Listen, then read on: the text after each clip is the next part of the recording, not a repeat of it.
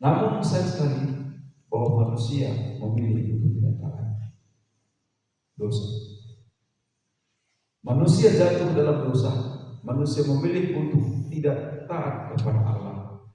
Akhirnya manusia diusir dari Taman Eden, terputus hubungan dengan Allah oleh satu jurang yang begitu dalam, dosa. Dan Roma 3:23 mengatakan bahwa karena semua orang telah berbuat dosa dan telah kehilangan kemuliaan Allah. Saya, semua saudara di sini, kita semua sudah terbilang, sudah mati di hadapan Allah. Sebab dikatakan apabila engkau makan itu, maka engkau akan mati. Dan mereka makan. Kematianlah yang menjadi bagian manusia. Roma 5:12. Sebab itu sama seperti dosa telah masuk ke dalam dunia oleh satu orang, dan oleh dosa itu juga maut. Demikianlah maut itu telah menjalar kepada semua orang, karena semua orang telah berbuat dosa dan telah mati. Bukan sebagai mati, katanya maksudnya adalah dari mati itu. Dan Roma 6:23, sebab upah dosa ialah maut, tetapi karunia Allah ialah hidup yang kekal dalam Kristus Yesus Tuhan kita. Ibrani 9:27, dan sama seperti manusia ditetapkan untuk mati hanya satu kali saja, dan sesudah itu dibawa kepada pengadilan Allah. Dan manusia sadar akan hal ini, sebetulnya hati nurani dia berkata bahwa memang dia berdosa. Dan dalam hati pikiran dia juga, hatinya juga, bahwa mereka yakin bahwa ada satu kuasa dalam manusia, Allah. Dan manusia berusaha mencari jalan keluar dari dosa-dosa itu. Tapi kita lihat nanti bahwa semua itu gagal. Apa dilakukan oleh manusia? Manusia beragama, perlu agama, dan tentu tidak salah. Karena agama itu adalah suatu lembaga yang kita ada di situ, dan agama Kristen. Itu lembaga ciptaan manusia, dan itu bukan dalam keselamatan. Agama Kristen pun tidak menyelamatkan agamanya ya. Tapi apa yang menjadi inti Kristenan? Kristus yang menyelamatkan. Itu yang menyelamatkan. Walaupun agama kita barang banyak, wah rasanya agama ini benar masuk ke situ. Besok ini semua agama mungkin kita ada tidak menyelamatkan. Ada di sini agama yang lebih dari satu? Ada kan? Enggak ada ya. Kalau pun ada, kita rasa yakin semua agama tidak menyelamatkan. Manusia mencoba, mari kita memakai ilmu kita, nggak bisa, gagal juga. Karena jurang itu begitu dalam. Kalau kita lihat dalam gambar itu, jurang dosa itu begitu dalam. Apalagi, mari kita hidup saleh. Tentu hidup saleh baik, tapi itu tidak menyelamatkan. Ya, kebaikan hidup dalam kebajikan perlu. Siapa bilang tidak perlu? Perlu. Yesus ajarkan supaya jadi baik. Tapi baiknya itu bukan itu jalan keselamatan. Amal. Jadi kita lihat kebaikan amal. Jangan-jangan di antara kita di sini ada bernama Saleh. Ada? Solehah belum tadi. Gak bisa. Gak bisa. Nah, mengapa? Itu pertanyaan mungkin ya. Mengapa agama, ilmu, hidup saleh, kebaikan, amal, semua itu perlu dan itu harus dilakukan memang. Tapi mengapa itu tidak membawa keselamatan? Artinya bukan itu jalan keselamatan. Maka saudara sekalian, kita coba lihat dulu apa sih pengertian dosa? Apa definisi dosa? Saudara, apa definisi dosa? Saya coba catat dan saya coba tanya-tanya orang-orang. Inilah jawaban mereka tentang dosa. Definisi dosa adalah perbuatan jahat, perbuatan melanggar hukum Allah, tidak bermoral, perbuatan yang tidak sesuai dengan Taurat. Setujukah? Setuju? Setuju?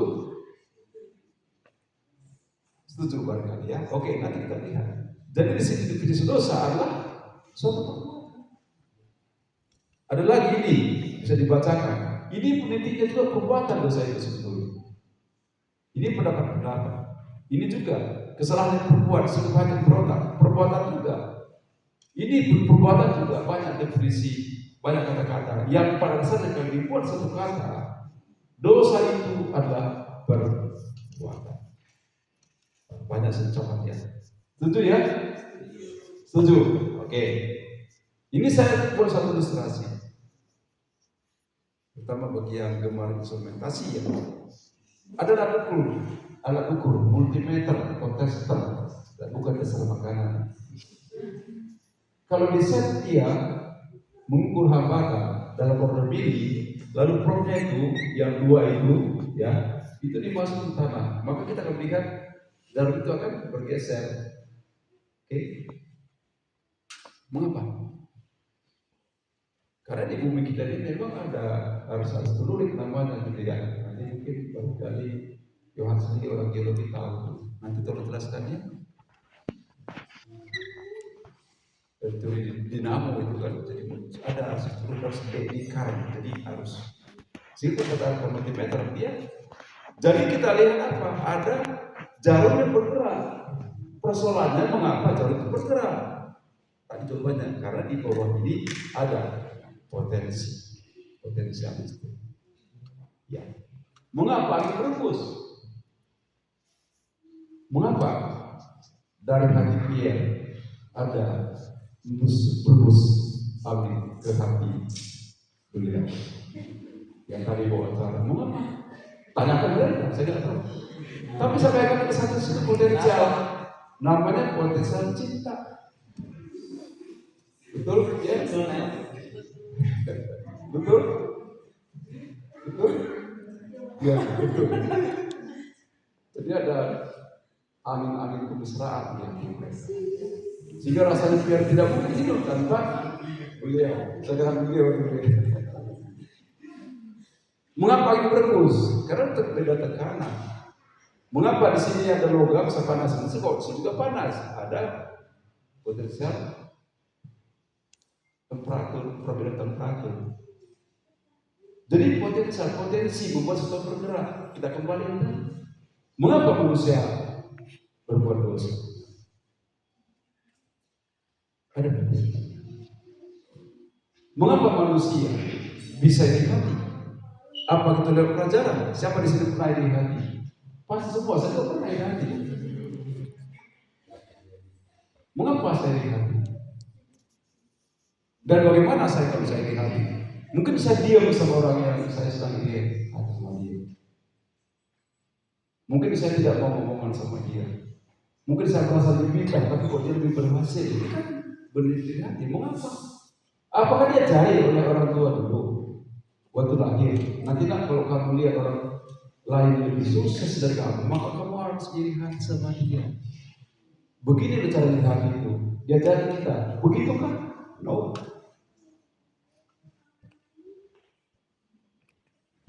Mazmur 51 ayat 6 ya.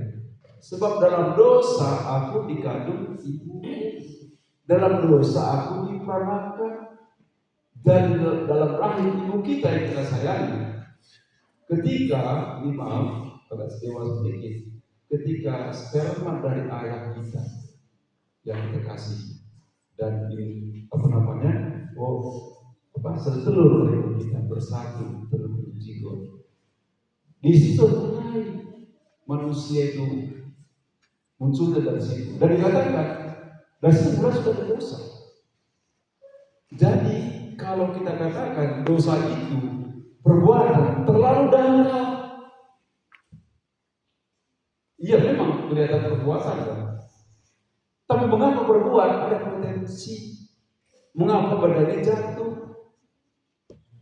Kita lihat badannya jatuh, tapi yang sangat dasar ada potensial gravitasi. Begitu juga katakan dosa, ada keinginan itu.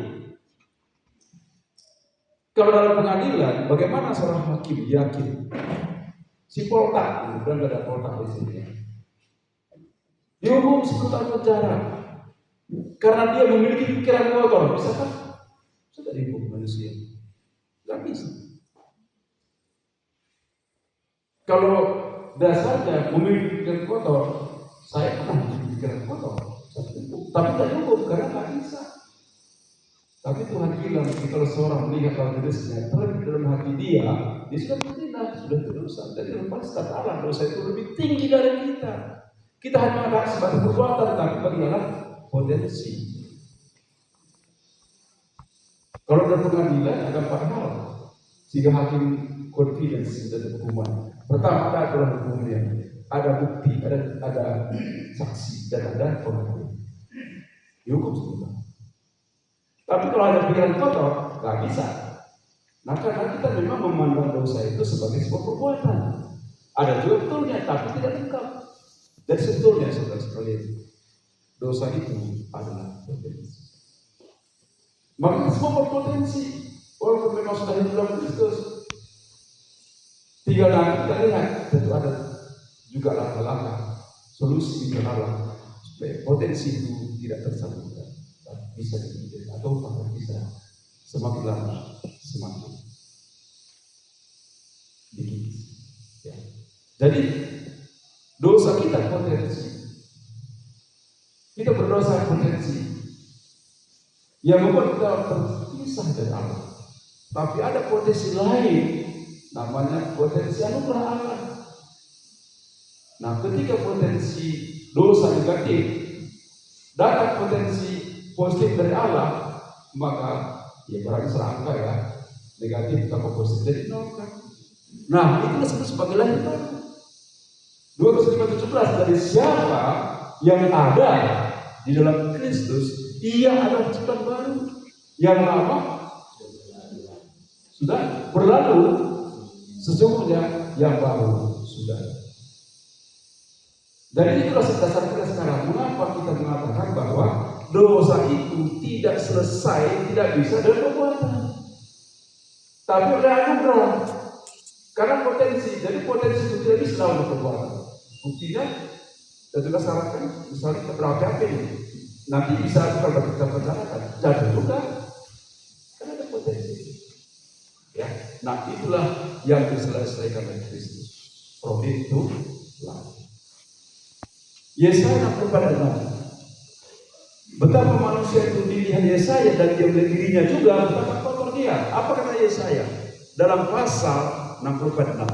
Demikianlah kami sekalian seperti seorang najis, dan segala kesalehan kami seperti kain kotor. Kami sekalian menjadi layu seperti daun, dan kami lenyap oleh kejahatan kami seperti daun dilenyapkan oleh api.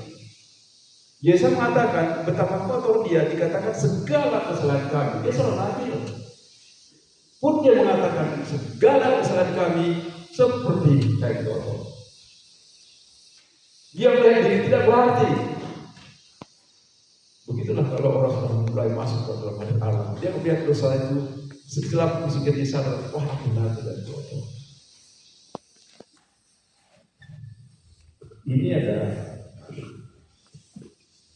saya minum masuk ke kuliah. Jadi ada air minum, kelihatan lebih. Saya minum sedikit ya.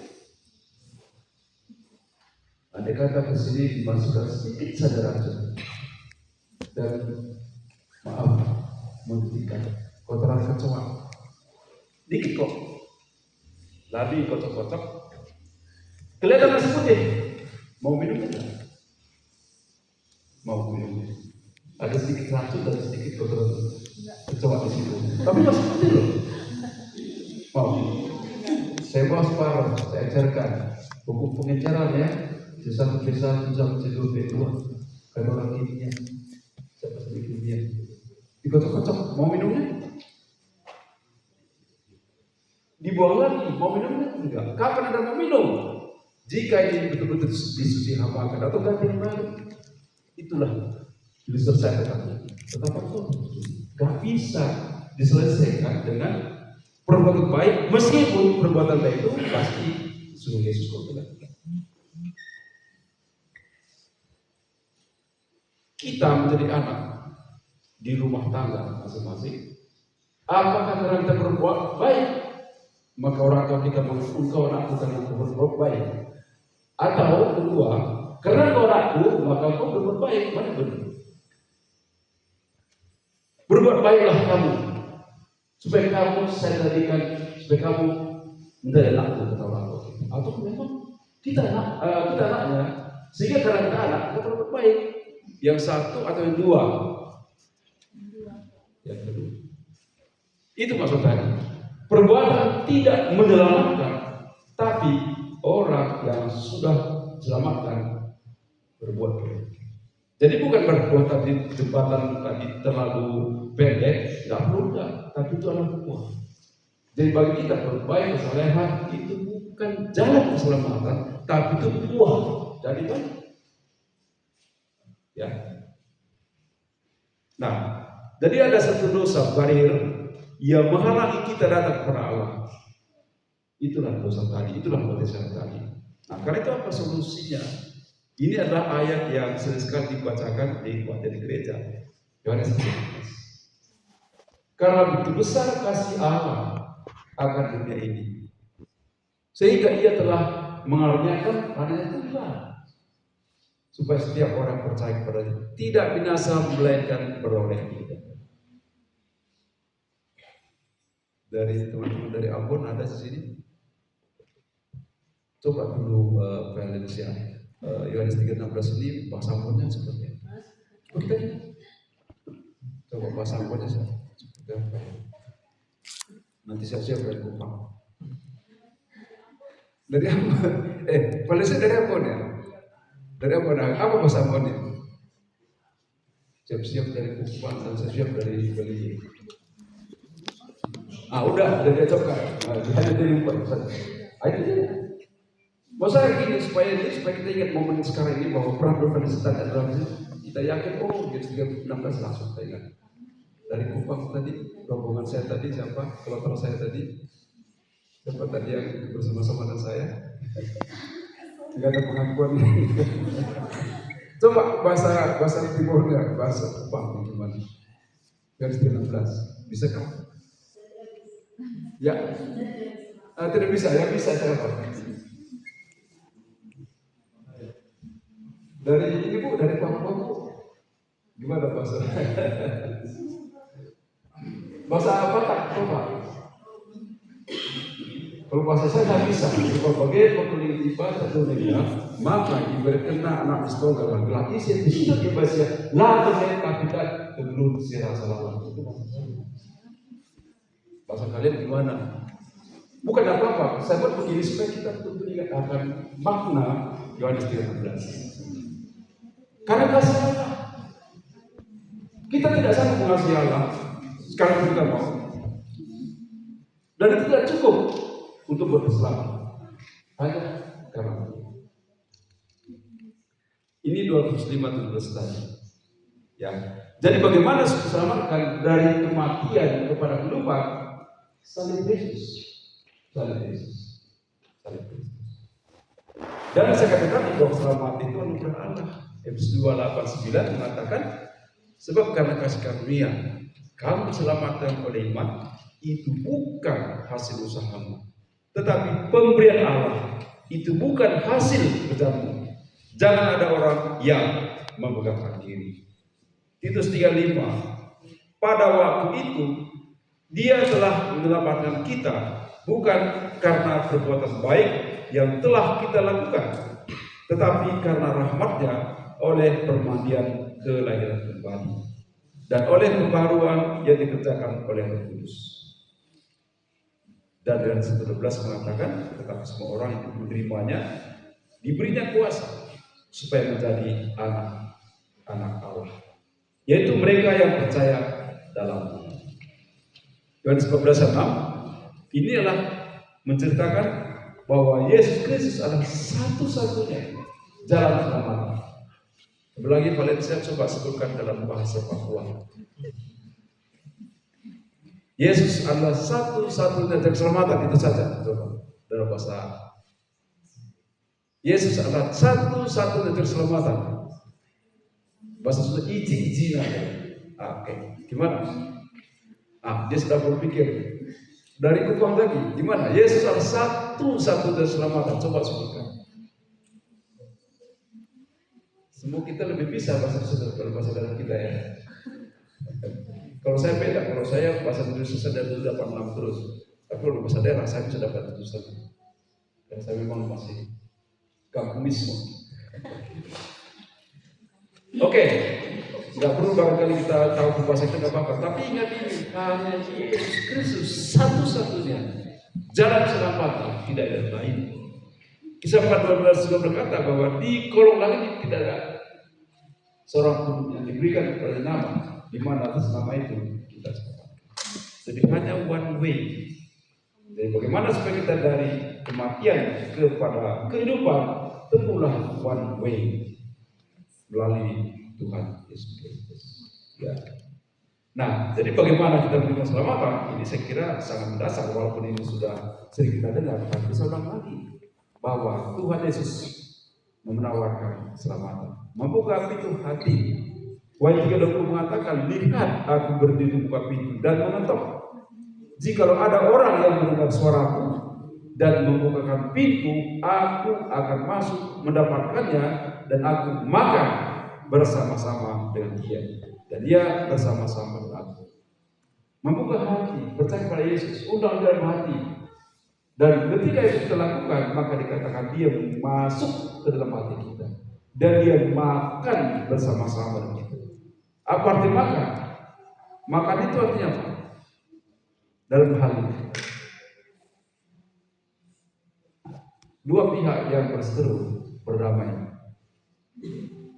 lalu untuk meresmikan perdamaian itu mereka makan-makan. Jadi dengan makan selesai persoalan.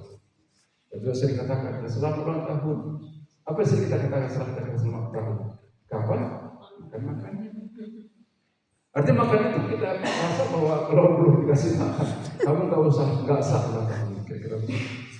Jadi ketika Yesus masuk dalam hati kita, selesai persoalannya. Apa persoalan kita? Kematian. Apa persoalan kita? 4 huruf tadi, DOSA. Diselesaikan dengan tuntas oleh Tuhan Yesus Kristus. Sehingga Yohanes 5:20 mengatakan, aku berkata kepadamu, sesungguhnya barang siapa mendengar perkataanku dan percaya kepada Dia yang mengutus aku, ia mempunyai hidup yang kekal dan tidak turut dihukum. Sebab ia sudah pindah, escape, dia sudah pindah dari dalam maut ke dalam hidup. Ya, dan 1:18. Oleh karena kemurahan Allah, oleh karena darah domba, darah Yesus Kristus yang mengucur itu habis di kayu salib mengucur, itu membuat Anda dan saya selamat dari mati. Jadi sebenarnya kita orang yang berharga sebetulnya, walau dunia ini tidak menjadi milik kita, tapi lebih dari dunia ini sudah menjadi milik kita, yaitu keselamatan, salvation. Dan itu bukan dengan emas, bukan dengan perak, bukan dengan barang yang berharga, tapi darah anak domba yang tercurah habis di kayu salib muncul. Bayangkan Yesus Kristus. Ini saya pernah disebut gambar di internet, tapi dalam bayangan saya sebenarnya beliau itu, wah, nggak berbentuk lagi wajahnya gitu. Saya merasa faktanya lebih parah dari itu. Ini hanya gambar. Karena Yesus Kristus terakhir dia makan dalam perjamuan yang kita peringati bersama Kudus. Itu dia makan, dia lemas sekali di tangan Getsemani. Dia berdoa sendirian.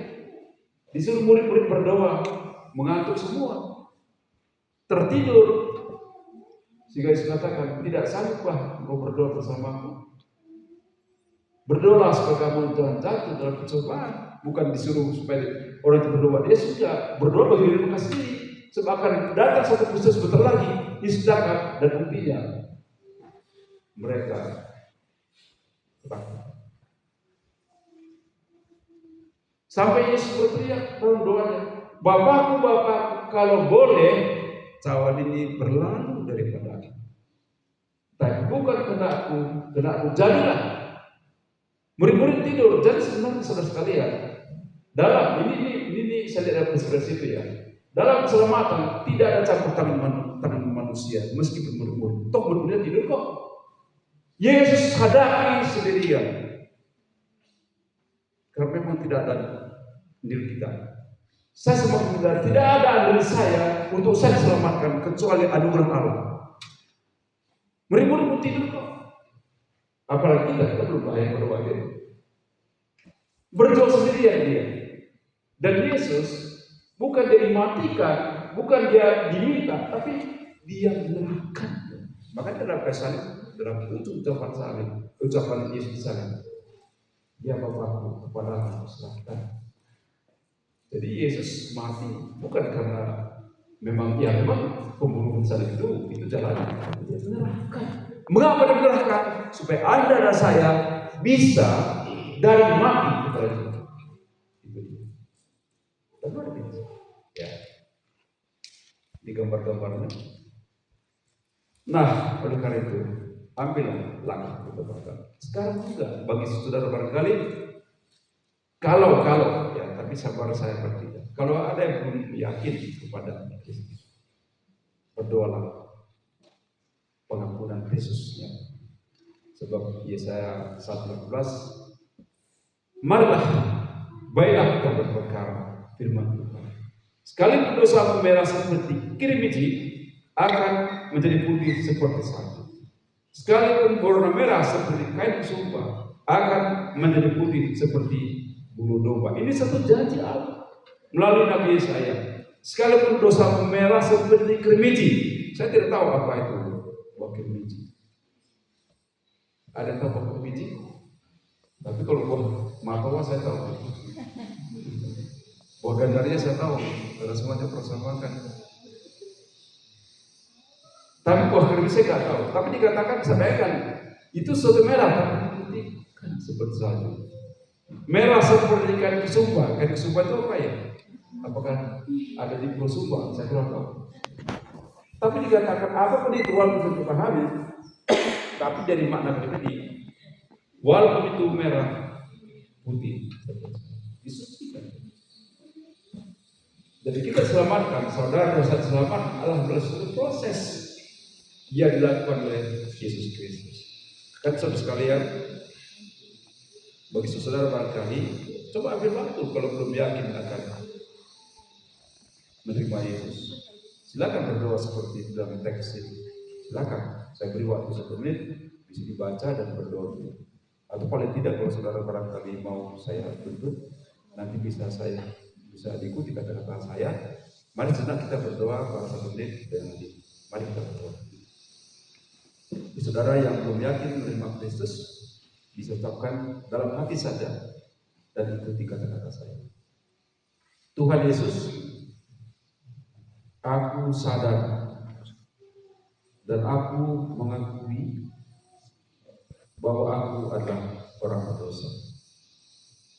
Aku percaya bahwa Kristus mati di kayu salib untuk menghapus seluruh dosa. Saat ini aku membuka hati untuk menerima Engkau sebagai Tuhan dan Juru Selamatku secara pribadi. Masuklah ya Tuhan dan bertahtalah dalam hatiku. Mulai saat ini kuasailah hatiku dan bentuklah aku menjadi seorang pribadi yang sesuai dengan kehendak Tuhan. Dalam nama Tuhan Yesus Kristus, aku berdoa. Amin. Saudara yang sudah berdoa seperti itu dan mungkin bisa juga bahasa lain, silakan. Dan bagi kita yang sudah menerima Kristus, maka ada jaminan. Ada jaminan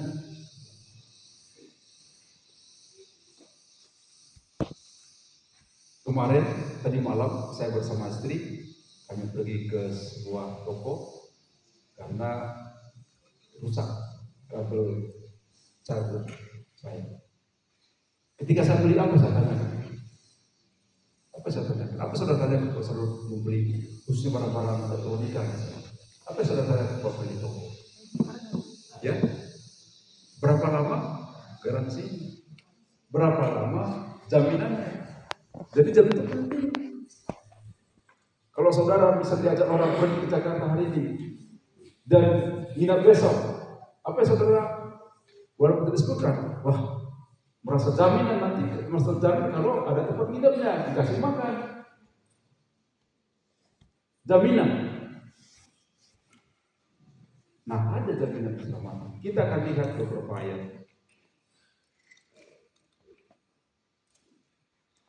Siapa saja boleh baca, silakan baca. Silakan baca Roma 8:37 sampai 39.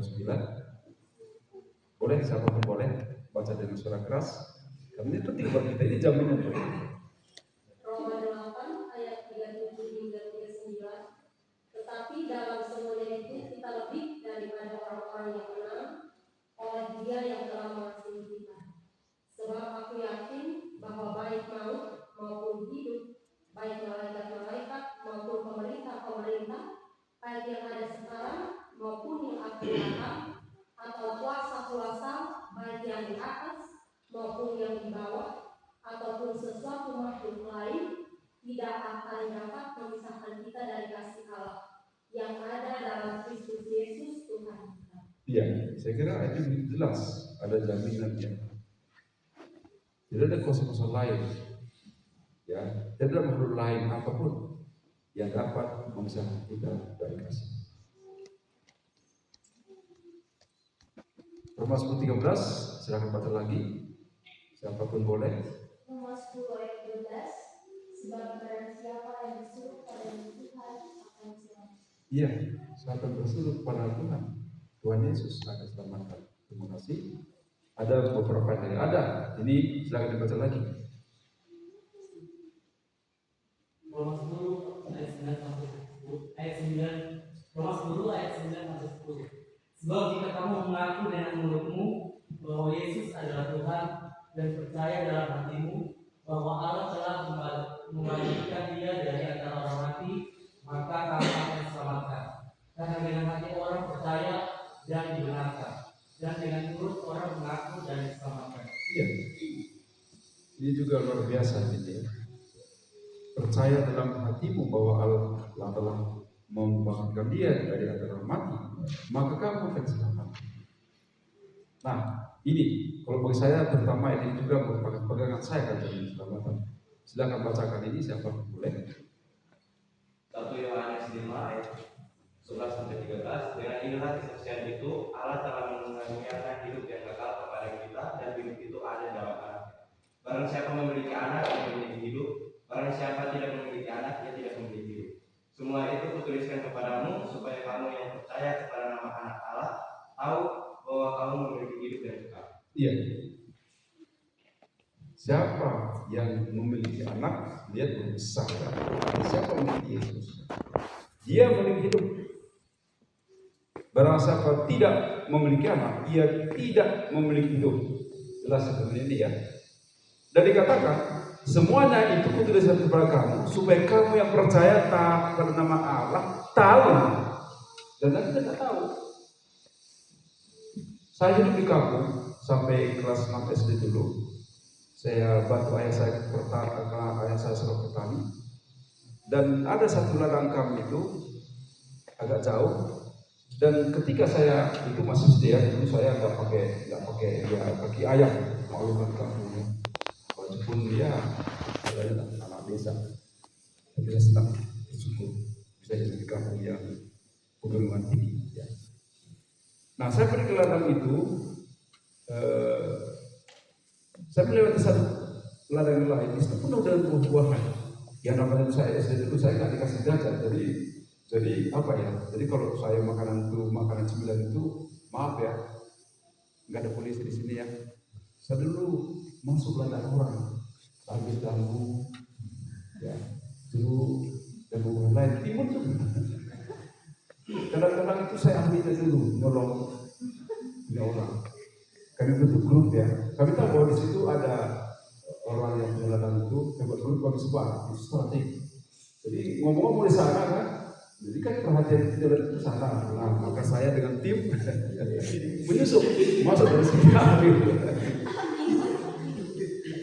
Tapi ada satu ladang dalam ladang saya itu banyak sekali buahnya, terutama saya suka buah jambu.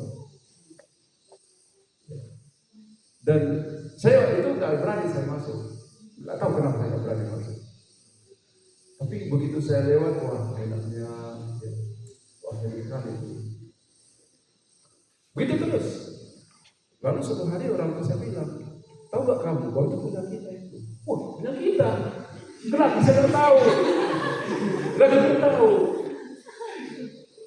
Maka ya sambil, bahkan waktu itu orang tua saya bilang, kalau kamu mau, ini kuncinya. Barangkali kita tahu bahwa kita sudah dalam Yesus dan kita memiliki garansi. Nah hari ini kita akan dikatakan supaya kamu tahu apa yang harus kamu tahu. Supaya kamu tahu, supaya kamu yang percaya kepada nama Allah tahu bahwa kamu ya, saya kira ini bagi saya menentukan. Baca lagi Yohanes 10:27 sampai 30. Silakan. Yohanes 2:27-30, dan aku memberikan hidup yang kekal kepada mereka, dan mereka pasti tidak akan binasa sampai selama-lamanya, dan seorang pun tidak akan mengusir mereka dari tanganku. Bapakku yang memberikan mereka kepadaku lebih besar daripada siapapun, dan seorang pun tidak dapat mengusir mereka dari tangan Bapa. Aku dan Bapa adalah satu. Iya, itu juga teguhan kita karena dari garansi dia, terutama mungkin yang saya bold dan saya sebab mereka pasti tidak akan binasa sampai selamanya. Dan Yohanes 7:27 saya bacakan, domba-dombaku mendengarkan suaraku dan aku mengenal mereka dan mereka mengikuti. Dan sekarang saudara adalah kita selalu penantian akan kepada Yesus. Secara gerejawi itu mulai di 3 November minggu pertama 1, 2 itu ada 1, 2, 3 itu sebenarnya peringatan akan kedatangan Yesus di hari Natal. Dan bagi kita setiap saat adalah kita menantikan Kristus. Kapan dia datang kita tidak tahu dan kita tidak perlu tahu, tapi dia pasti datang. Itu kan? Sama seperti dulu waktu saya masih di kampung, saya cerita kampung terus karena memang saya anak kampung. Dulu orang tua saya kalau ke Medan karena kakak saya kalau saya di Medan, saya nggak dikasih ikut ke sekolah. Tapi orang tua bilang, kamu jaga rumah kita, kami pelihara babi. Kita pelihara babi, pelihara ayam juga, tak dikasih makan. Orang tua saya bilang, dia akan beberapa hari, dia nggak sekedar beberapa hari, tapi dia akan datang. Wah, kalau gitu, kalau nanti bapak datang, apa yang bapak bawa? Nah, dulu karena kita nggak ada kurang sepatu yang orang tua saya cerdas, dia beli kertas, diukurnya kaki saya. Maksudnya supaya dia beli sepatu buat saya. Wah, seru sekali. Dan dulu yang paling saya suka juga kalau dibawa dari Medan itu, kalau kami kampung ya makan kaki sederhana simpel kan. Makan ayam pun 9 kali, lebih banyak kali makan sayur-sayuran.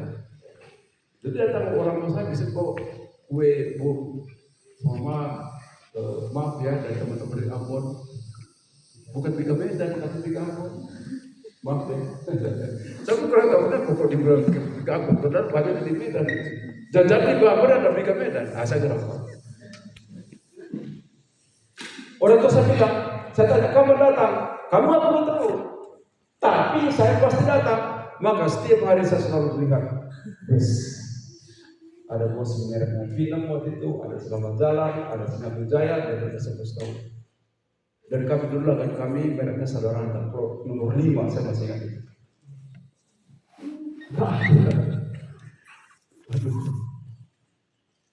Nggak sasar rupanya waktu itu saya kasihkan papai dan pagi kritik itu datang gitu Pak.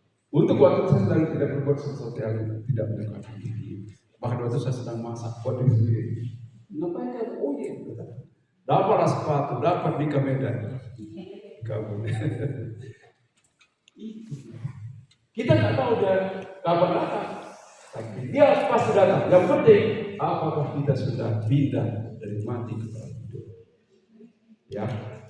Nah, jadi tema kita hari ini, ya, dari mati kepada hidup, yaitu jika manusia menerima Kristus, maka Roh Kudus dimeteraikan dalam hatinya, sehingga dia disebut sebagai anak-anak Allah. Ya, Roh Kudus sudah dimeteraikan dalam hati kita. Dan sekarang Kolose 2:6-7 kita bertumbuh. Jadi tidak berarti kita hanya percaya begitu saja, walaupun memang sudah dalam keselamatan, tapi kita bertumbuh seperti ini. Dari ditanam, ya, terus berproses tumbuh. Akhirnya apa? Akhirnya berbuah. Ini buahnya. Buah apa yang kalian suka? Paling suka. Kelihatan kita kebanyakan suka buah yang paling kiri paling bawah. Semuanya, tapi paling suka. Tapi yang suka pasti sebelah kiri paling bawah. Enggak ya. Kalau saya paling suka itu. Ngaku ya. Walaupun memang bau-baunya yang kurang nyaman. Ya. Nah, ini buah ajaib. Apa pernah dapat buah? Ada pisang, ada. Dan sekarang kita sudah pindah. Berita Pasrah mengatakan kita sudah pindah dari mati kepada hidup, bertumbuh terus, berbuah. Dan ingatlah bahwa Anda dan saya, kita orang yang berhutang. Kita orang yang memiliki hutang besar. Hutang kita bukan hutang emas perak, tapi hutang nyawa. Syukurlah Allah tidak menuntut supaya kita lunasi, tapi Dia mau supaya kita hidup bersama. Terakhir ilustrasi ini, mari kita hidup berkemenangan. Mengapa pesawat itu bisa terbang? Yaitu sebab dia disebut pesawat terbang. Kan? Karena ada yang merah itu gaya angkat, dan itu bergantung kepada velocity-nya, kecepatan dia. Jadi supaya pesawat ini bisa terbang, maka yang merah minimal sama dengan yang hitam. Atau pada saat dia take off itu ya dia. Saya pernah lihat dalam satu display pesawat, kalau saat itu sering saya lihat itu peta perjalanan gitu ya.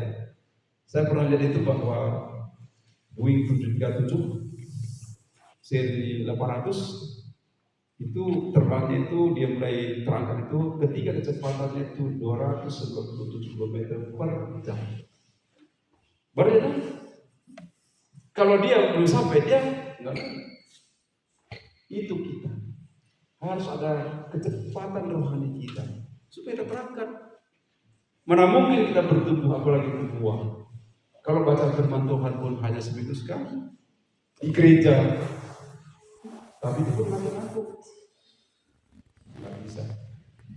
Bagaimana kita bisa bertumbuh kalau berdoa pun kita hanya berdoa kalau kita punya keperluan. Kalau nggak perlu nggak ada doa, nggak perlu puji Allah, nggak perlu menyembah Dia. Saudara besar yang terbang, saya pasti menunjukkan perempuan. Dia tidak pernah memikirkan bagaimana menghilangkan warna hitam. Karena tidak bisa dihilangkan gaya gravitasi, ya bro. Yang perlu dipikirkan adalah bagaimana pesawat ini supaya memiliki kecepatan breakpoint yang tercapai di atas 297 bagi Boeing 737 pesawat supaya bisa terangkat. Dan diceritakan juga aerodinamikanya supaya dia nyaman terbangnya dan dia tidak gerak-gerak. Dan itu bagi orang itu bisa kehidupan itu gitu ya. Jadi kita juga masih ada kelemahan kita pasti, masih ada. Tapi mari kita berpikir, bergerak bersama Allah. Itu yang bisa mengangkat kita. Masih banyak kekurangan kita. Ya, saudara rumusnya V sampai akar tahu lah. Ada unsur-unsurnya kan? Ada PX itu doa, P itu firman Tuhan, P itu bersaksi dan bersetuju. Kalau kita tidak lakukan itu, kita akan terus. Bayangkan kalau Anda punya 2 ekor kucing bisa di rumah, satu hitam, satu warna putih, kucingnya. Kembar, Dasar kucing, suka berantem. Sama kue. Bagaimana caranya Anda? Apa yang Anda lakukan? Kalau Anda ingin yang putih yang menang, kalau mereka berkelahi 2 ekor itu sama kue. Tapi bagaimana supaya yang putih yang menang? Tapi kita tidak harus satu palu lalu kita pukul. Enggak, itu namanya enggak ada binatang. Bagaimana caranya? Caranya menurut saya adalah yang putih beri susu, beri makan begini, yang hitam jangan kasih makan, berantem pasti kalah. Hitam itu ada, tapi besarkan yang kalah. Tentu ada proses. Itulah yang harus dilakukan. Jadi sebelum kita lanjutkan sebagai satu kesimpulan, yakinlah bahwa Yesus sudah menang. Itu perintah Paskah. Dan Dia memberi keselamatan bagi kita. Dan keselamatan Tuhan sesuatu yang pasti, tidak ada jaminannya. Sekarang, mari kita hidup terus berbuah, bertumbuh, berbuah yang manis, dan ingatlah bahwa kita harus hidup berkemenangan, dan itu hanya mungkin kalau kita hidup bersama Kristus. Mari kita berdoa.